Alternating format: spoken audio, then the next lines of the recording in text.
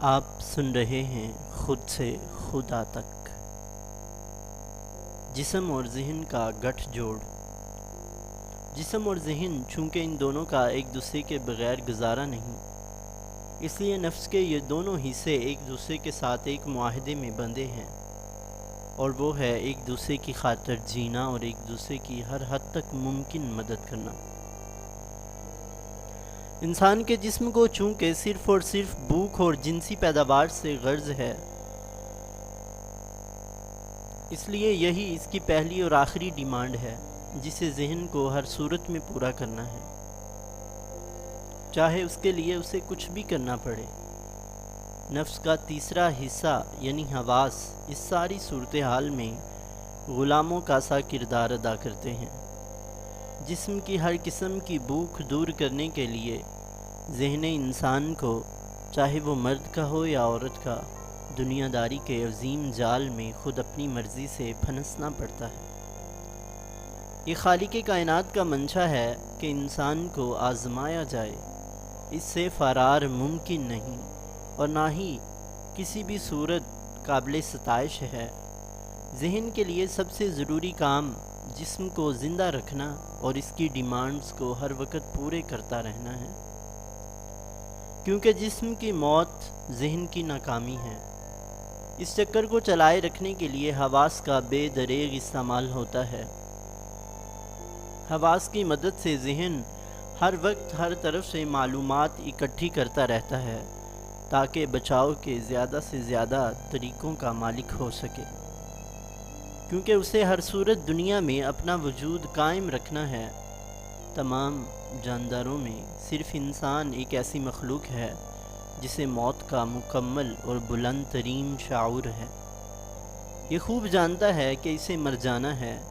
موت کا خوف اسے ہر وقت بے چین رکھتا ہے۔ یہ بے چینی جلد بازی کو پیدا کرتی ہے۔ انسان مرنے سے پہلے کچھ کرنا چاہتا ہے، کچھ بھی۔ وَكَانَ الْإِنسَانُ عَجُولًا، اللہ سبحانہ و تعالیٰ فرماتے ہیں، اور انسان جلد باز ہے۔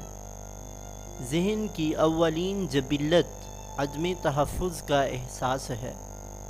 یہ ہر انسان کے ساتھ، ہر سانس کے ساتھ خود کو محفوظ کرنے کی کوششوں میں مصروف ہے۔ نفس کو خدا سے کوئی غرض نہیں، اسے اللہ کے ہاں پلٹنے سے کوئی دلچسپی نہیں۔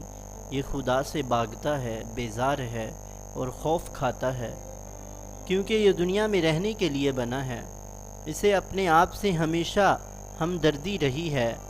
جسم اس کا محکوم ہے اور یہ ایسا سفاک حاکم ہے جسے اپنے محکوم سے بے پناہ ہمدردی ہے، لیکن یہ کسی صورت اسے آزاد کرنے کو تیار نہیں۔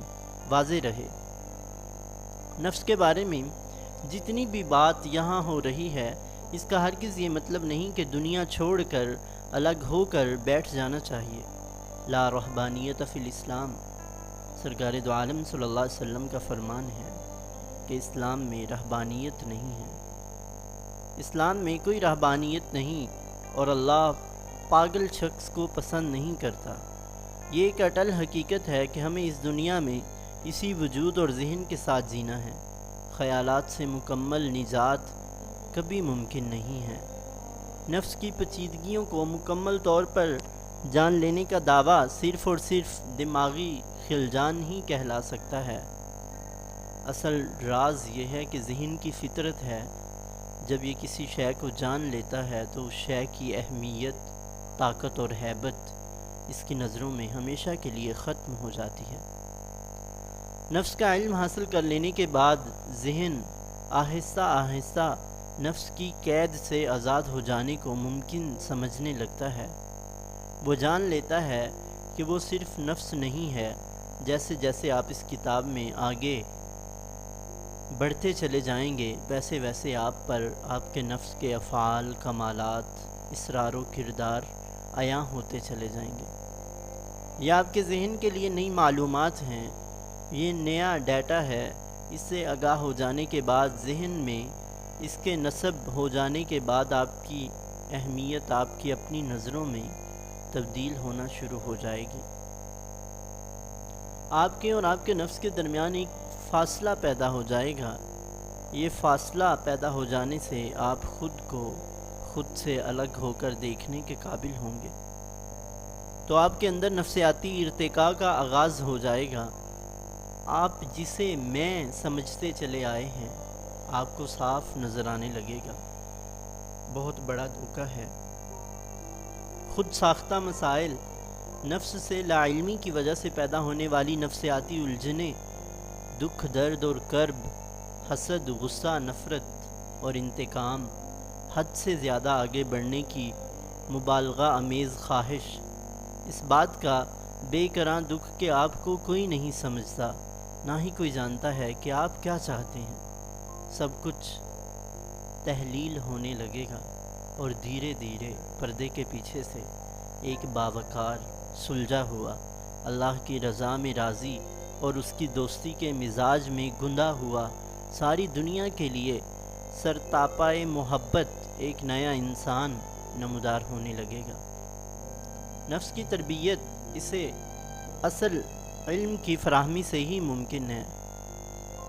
اسلام میں نفس کو مارا نہیں جاتا، بلکہ اسے اللہ کی راہ میں مسلمان کیا جاتا ہے، اپنا ساتھی بنایا جاتا ہے، سب سے وفادار اور مخلص ساتھی، جو بغیر علم کے ہمارا سب سے بڑا دشمن ہے۔